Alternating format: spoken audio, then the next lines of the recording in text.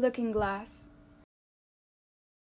The title represents how all of us interpret life through our own eyes, and in this case, our own art. My art only deals with happier moments and memories, which shows how I would like the world to be. In this way, my art is like looking through a looking glass, as it focuses on small moments that make up a bigger, happier picture. Every reflective surface that I look at shows me something different. My handheld mirror tells me that my nose is slightly crooked from the time that someone elbowed me in the face. My computer monitor tells me that my face is gaunt because my brow bone protrudes too much. The window to the trunk of my mom's car tells me that I've been squashed like a character in Mario Kart that just got run over. Which reflection do I trust? The one that affirms my idea of what a person should look like, or the one that bends and warps my image? I'm not really sure. Maybe all of these images are me, just different fragments of myself. Childhood is full of phases, experiences where people or objects are woven together over time, leaving an imprint of them in your memory. The looking glass represents the process of becoming. Throughout my life, I didn't see the value of my upbringing or my culture, sometimes my family or friends. Identity develops from the influences around you, and it's crucial to appreciate them. My work depicts the process of retaining those moments by turning them into memorabilia. I choose to uplift significant things in my childhood. Throughout my youth, I've bent and twisted my identity to fit into my surroundings. Now I'm reaching the end of my adolescence and realize the importance of my history.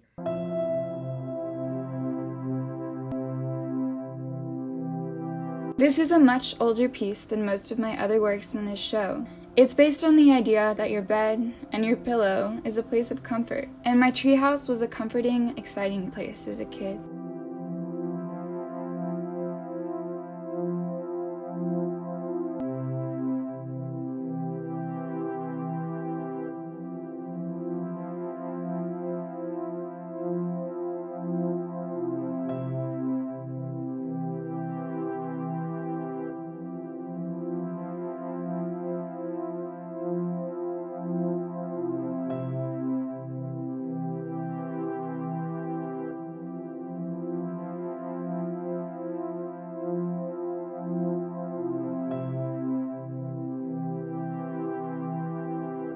Sometimes I pick up trash in a middle school gymnasium. There are a lot of water bottles that people don't finish drinking. Most of the time no one claims these lost water bottles, so I end up throwing them away because sometimes I wonder if there was a way to return these bottles to their original owners, and I think, what if these water bottles became fish and found a way to swim back to the person who first drank from them?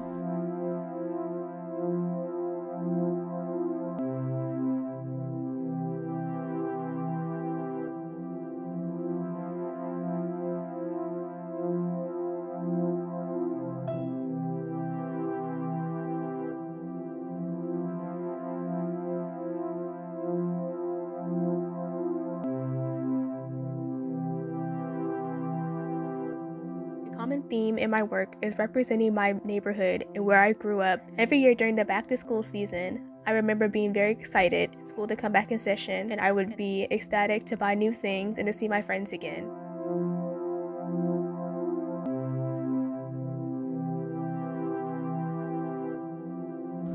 This piece is a portrait of Ivzy Chavez. The patterning on the back of the blanket had similar patterns to some of her pieces at the time. I made these portraits into blankets as a representation of the warmth that people bring to friendships.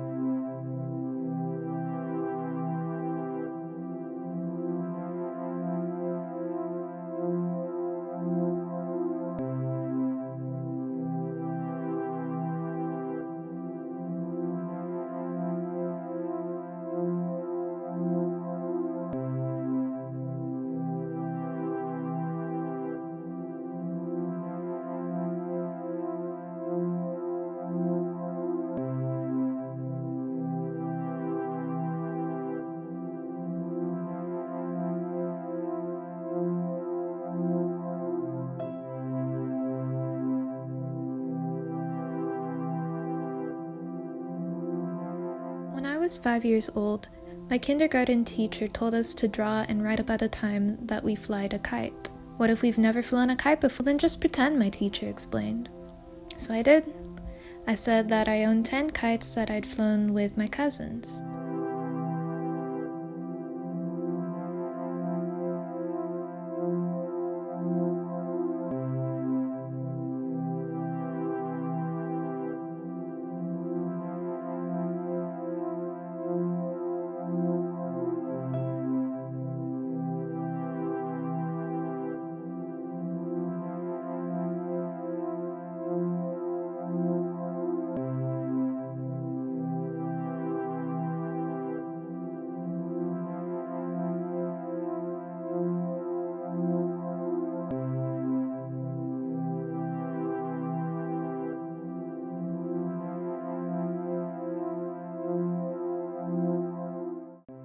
Last school year, when we changed buildings, one of the things that stood out to me was this pattern of diamond-shaped holes on our lockers. Maybe it was because we were moving into a new space, but I imagined being a tiny person and living in those diamond-shaped holes, like a colony of bees.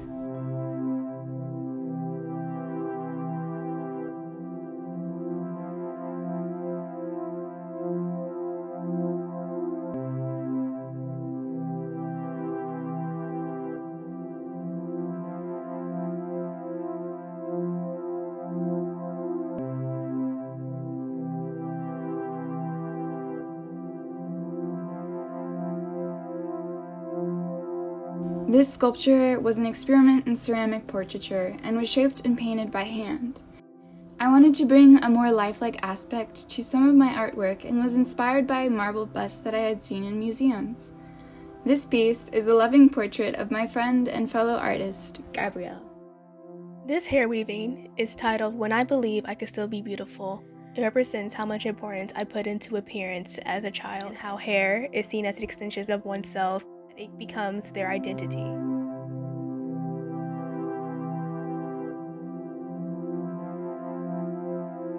This piece is from when I was lucky enough to tour parts of Greece with some of my fellow classmates.